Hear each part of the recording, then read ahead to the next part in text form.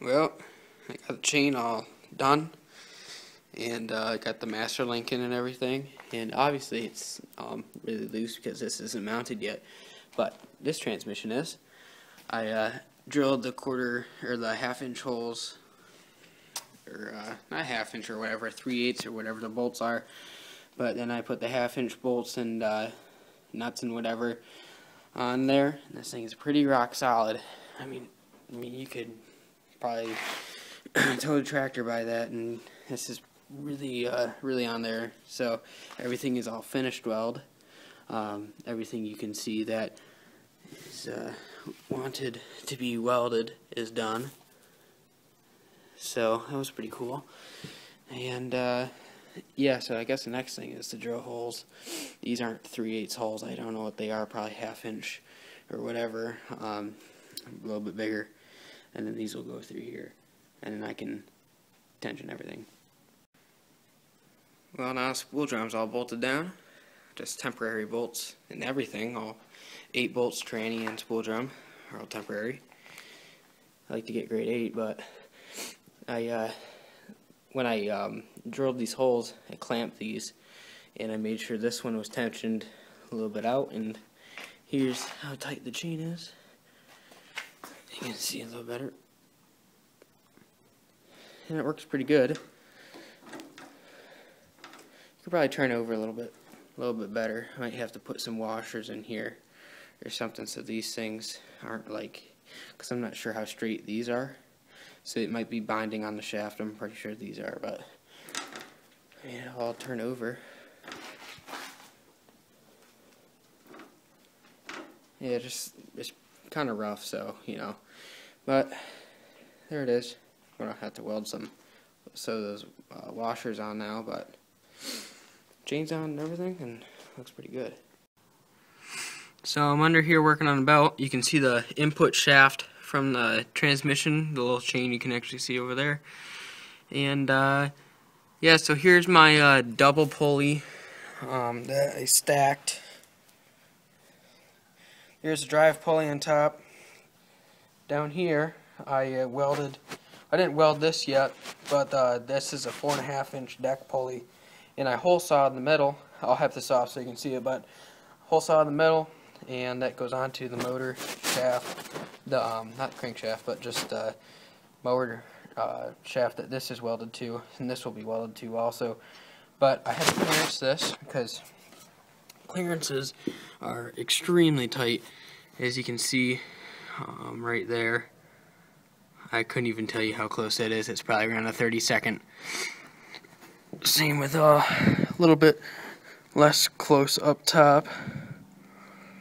I don't know if I can spin this with one hand, but it's probably like compression stroke. No, I can't, but yeah, it's really, really close. Yeah, you get an idea how close that is. So I just got this to fit, but the only way to take this off now is to remove one of the leaf spring bolts. So that's the joy. Also, that's the joy of having leaf springs. So it kind of get in the way, but this will actually act as a belt retainer, which is nice. I don't even know if I have to make a belt retainer for that. I removed the original belt retainer for the tractor. It's sitting right there. I'm going to be welding just some round stock on each side coming down for the belt retainer or something. I don't know, I might be able to reuse that one or something. I don't know. I don't really want to reuse it. It's not that hard to build a new one. New belt retainer. So yeah, I'm going to pull this off so you guys can see this a little better. Well, here's the second drive pulley for the winch. Trimmed about 1/8 inch all the way around.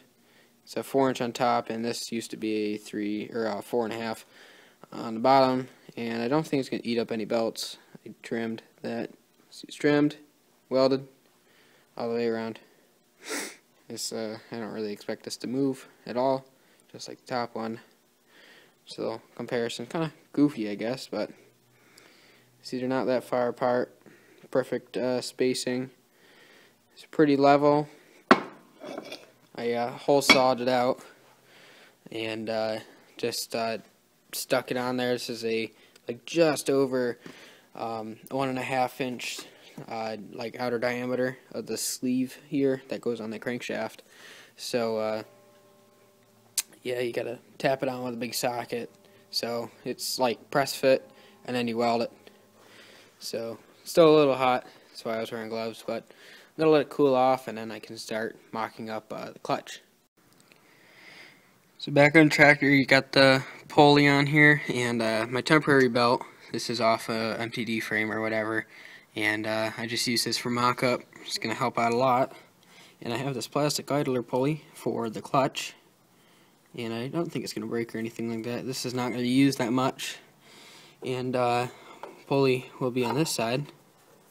It's just going to be have an arm or something on the bottom, or I'm not sure. I think it'll come up on the bottom.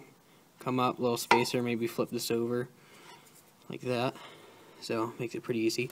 And then this will be like, the belt will be a little looser, you know, kind of like that.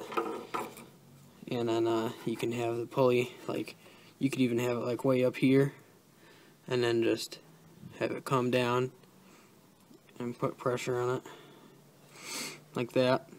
So that's basically how it all works. It's supposed to be, your clutch has to be on one certain side of the engine. I learned this hard on building this clutch right here, you can see. And because it has to pull, the engine has to pull the belt from one side tight, so you can like tight like a rope. Like when you pull it, you can't really have anything in between. So on a slack side, they call it the slack side of the belt, that's where you put your clutch. So you don't think I need a belt like this loose or whatever. It's pretty loose, but maybe something a little bit looser. And I'm not sure how short it's gonna be. It's gonna be pretty stinking short. So it looks pretty good. Everything's checking out really good. So yeah, I really like the setup. Guess start working on like belt retainers and all the little stuff.